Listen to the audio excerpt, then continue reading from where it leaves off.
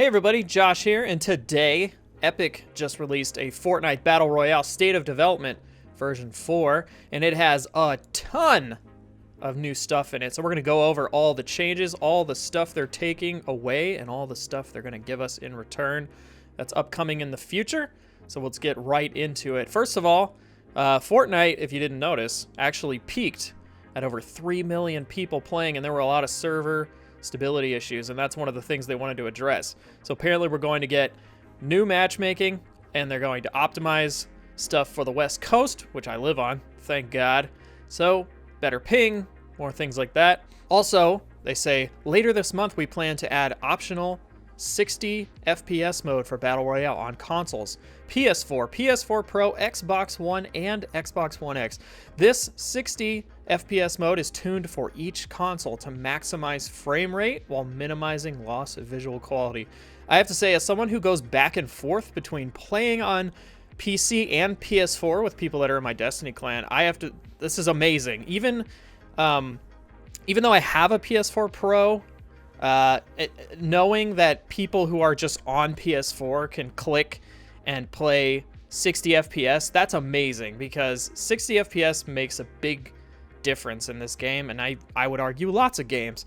But if you do the uncapped frame rate mode on even PS4 Pro, I'm not sure what it's like on Xbox One X because I don't have one, you sometimes get 60 FPS, but oftentimes it's always dipping around between 30 and 60. It's not always perfect. So being able to check this box off, because I don't really care about the visual quality, I want those 60 frames. This is amazing to me. I am very excited about this change. I can't wait for this patch. I want to know when this patch is coming.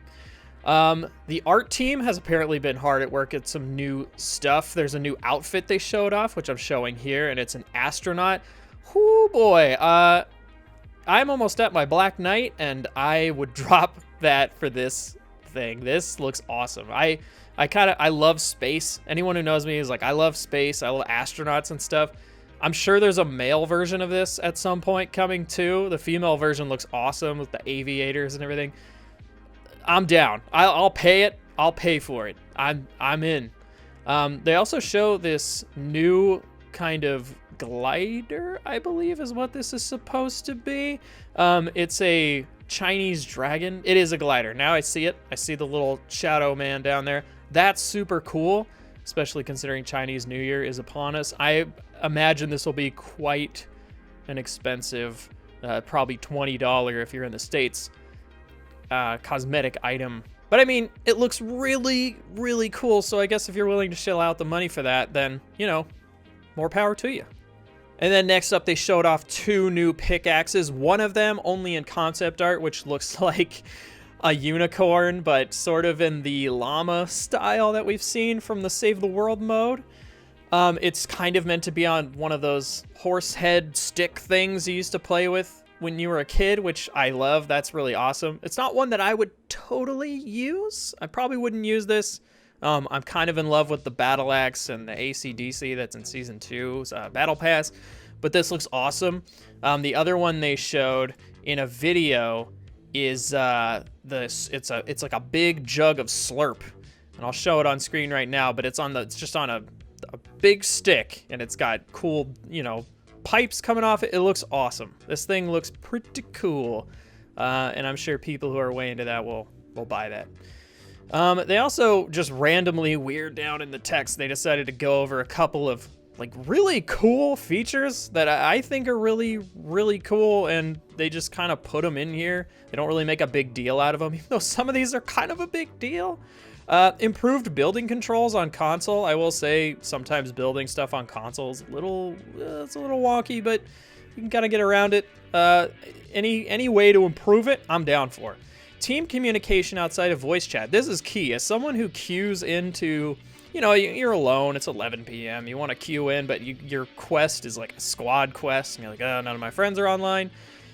Being able to not talk to people, but talk to people would be pretty great, even if it's just gestures, like, you know, you drop you drop some shield potion or something, you can point at it. You don't have to like jump and like try to get their attention. You can just point at it and be like, I'm dropping this for you. Take it. You know, that sort of thing. That stuff is pretty cool. Ability to re-queue from the death screen, as someone also who plays a lot of solo, just trying to finish quests and stuff. Awesome. The faster I can get in games, the faster I can get these quests done sometimes. That's awesome. I love this. It'll be a little weird for teams because everyone's going to have to, you know, sit and wait and all that stuff. But for solo, ability to re-queue from the death screen. This is amazing. I love this. Ability to preemptively hold down the search button while approaching a searchable object. That's also really nice because I tell you what, boy howdy, there are times when I try to get to a chest super fast and the tick rate gets weird, or I hit lag, or you're trying to open it and someone else opens it and I don't know, it gets weird. So this is a cool change. It's like, oh, the first one in the vicinity is gonna get to open it, you know, gonna get that loot. I think that's a really, really cool change, and I'm glad that they're making that. Display of how much ammo is loaded into a gun on the weapon widget. Cool.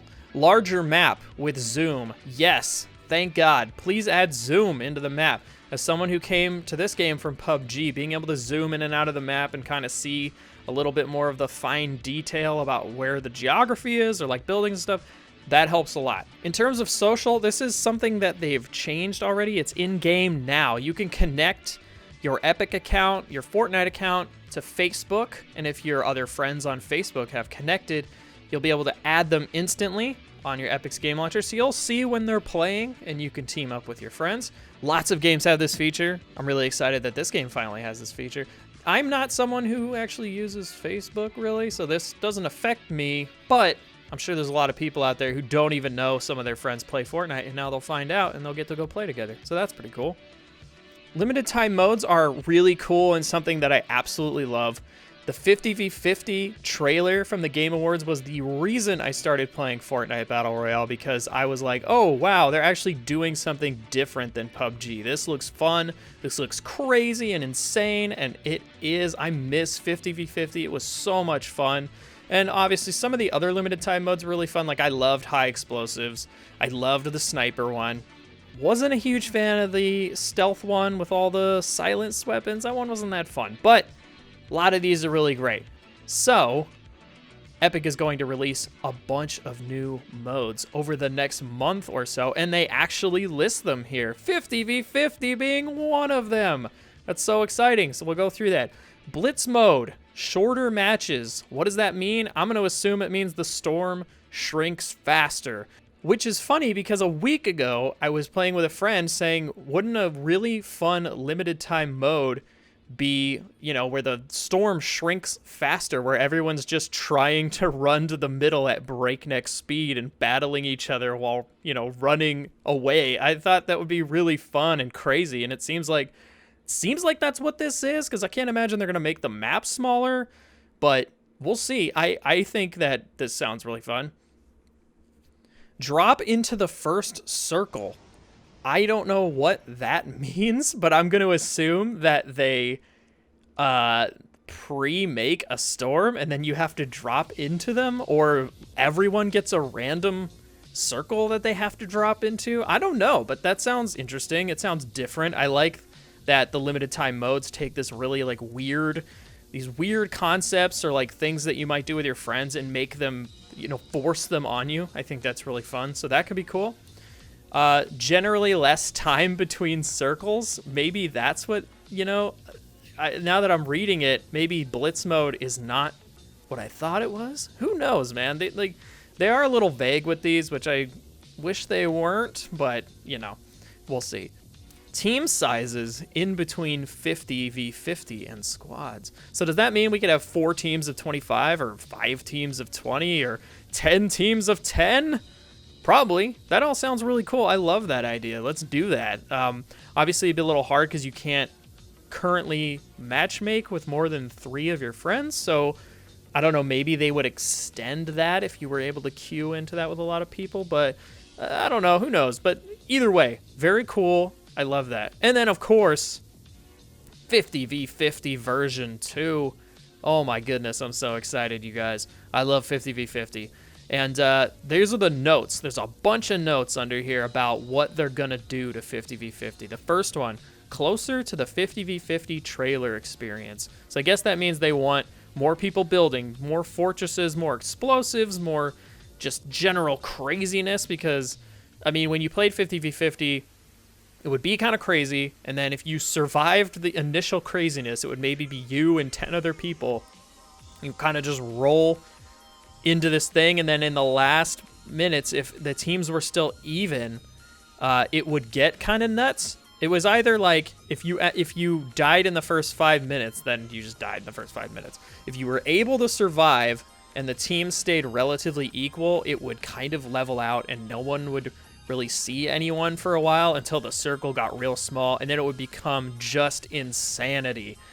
And then there would be games where all of a sudden halfway through, the other team is down by 20. You might not even see a person, and then all of a sudden your team rolls over every single person in the other team. And it's like, hey, you won, even though you never saw a single person. And that was kind of boring. I mean, it's cool you won, but it wasn't really satisfying because you didn't really do anything. You kind of just followed everyone and then never saw a person. So hopefully they can change that with this, you know, because the 50v50 trailer that we all saw was very cool. And again, like I said before, it's one of the reasons I wanted to come play the game, because I thought it looked so cool and unique. And I was hoping they would keep 50v50 around, you know, forever. But I like this idea. I like that it will come back, and it's something to get really excited about when it comes back.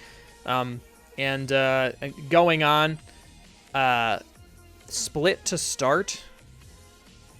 I'm not sure what that means. They don't really say what it means. Converge on battle.